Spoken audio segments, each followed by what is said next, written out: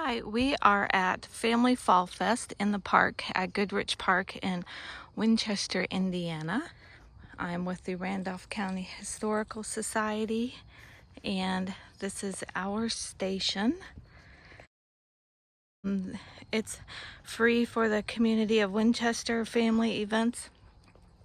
We are featuring children laid to rest in Randolph County.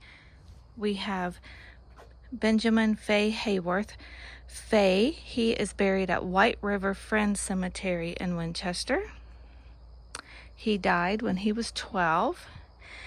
Emma Jane Goodrich, she was 8 years old when she died, and she is buried at the old Winchester Heaston Cemetery near the Armory.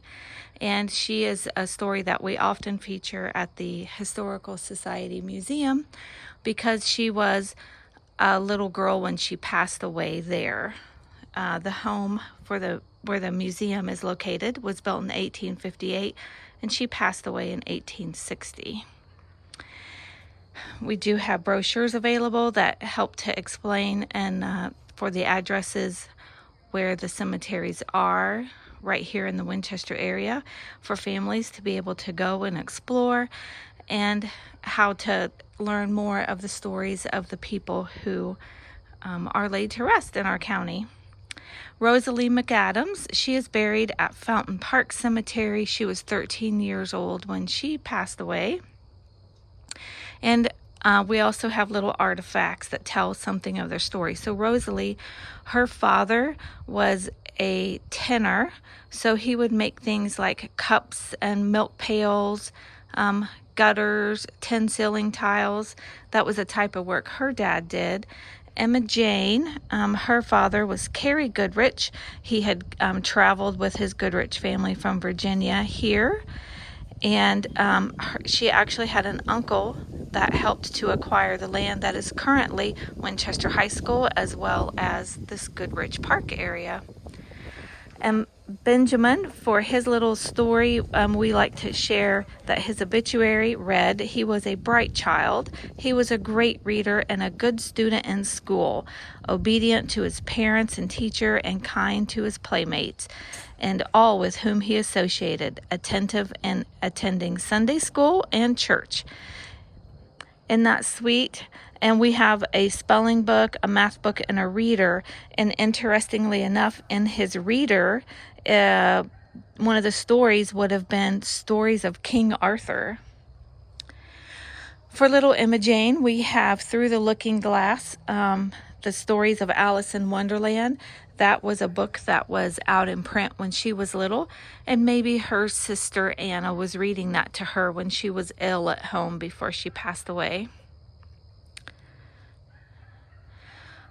Over here where the picnic table is, we are sharing some of the history and the story of the movie Now and Then. 2025 is 30 years of its release. It was written by Marlene King, and Marlene grew up here in the Winchester area in what we call the Gaslight Edition.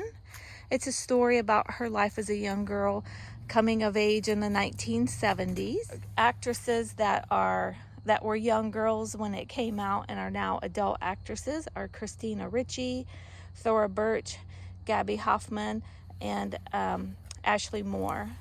The adult characters in the movie were played by Melanie Griffith, Demi Moore, Rosie O'Donnell, and Rita Wilson. In the movie, the girls happen to go to the cemetery that is Heaston Cemetery, the old Winchester burial ground, that is at the south side of the Gaslight Edition where Marlene grew up. And they feature a seance at the grave of this awesome headstone that looks like it has a little toddler boy laying on top. And at the back of it is inscribed, "Our Johnny." In the film, he was a little boy that died in a car crash in the 1940s. In reality, Johnny Carter died in 1862 before the Civil War when he was 5 years old. And we are featuring to be able to help get folks outdoors and help continue to preserve the history of our county. A great option for families is Find a Grave. You can access that app for free on your phone. And when you're at the front of a headstone, you can click the option to add GPS if that grave headstone has not been marked, and also update a photo of a headstone.